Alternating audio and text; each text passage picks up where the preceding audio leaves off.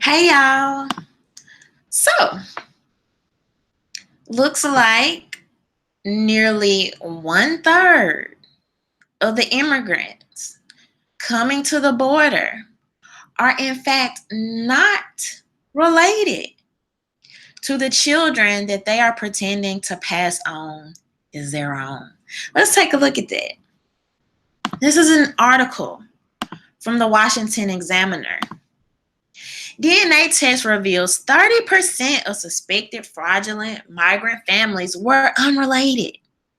Some of the migrant families arrested at the southern border weren't actually families. Who would have thought?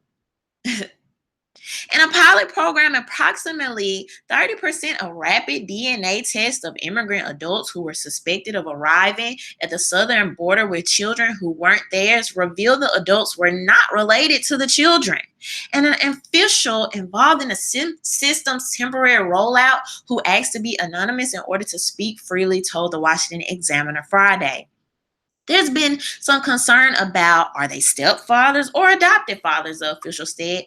Those were not the case. In these cases, they are misrepresented as family members. In some incidents where immigration and customs enforcement told the adults they would have to take a cheek swab to verify a relationship with the minor, several admitted the child was not related and did not take the DNA test, which was designed by a U.S. company. The pilot lasted a few days earlier this month and was used only in McAllen, Texas, and El Paso, Texas. I said the Department of Homeland Security will look at the results to determine if it will be part of its comprehensive solution to border issues. Homeland Security has not issued a public statement on its intentions going forward. All right, you guys. So I'm definitely going to drop this link to this article below so you can go take a look at that for yourself. But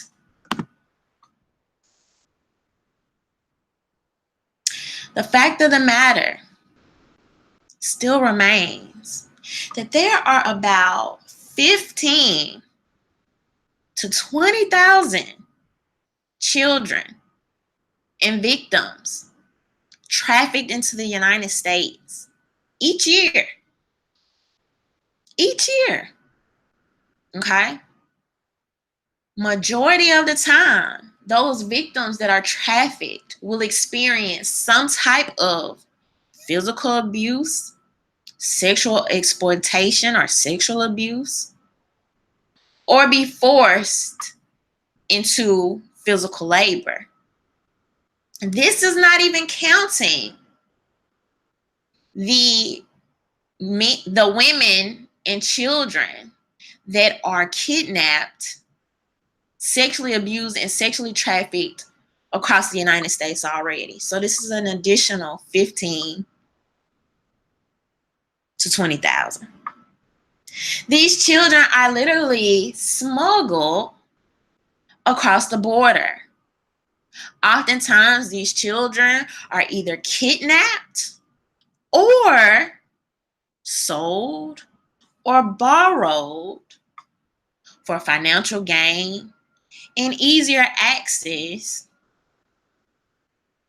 into the United States. So the whole time, the media was getting people to parrot, oh, they're separating children at the border. They're so evil. They're so wrong. And people picked up those slogans in their personal lives and parroted them and touted them. In fact, some of those children were being separated from people that were sexually abusing and exploiting them, that had kidnapped them. Not only that, it is completely intellectually dishonest for anyone that knows how the law works, how the federal government works, how state government works, how the jailing system works. It is completely intellectually dishonest for them to completely negate the fact that anytime you are found to be doing what the government, federal government, or state government deems as illegal,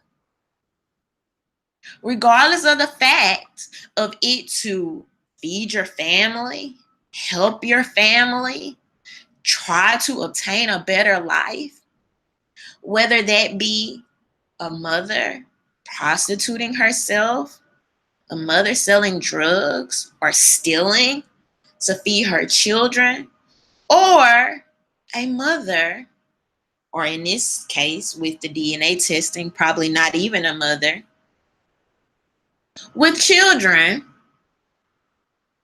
going into holding, will be separated from her children.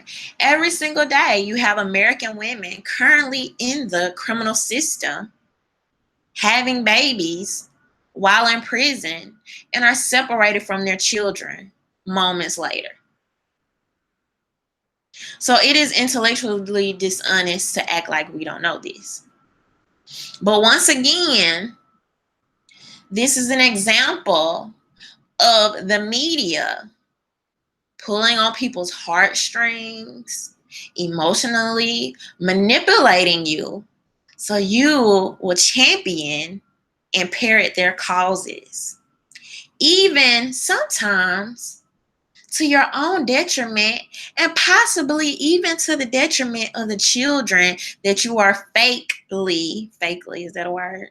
That you are pretending to so care about.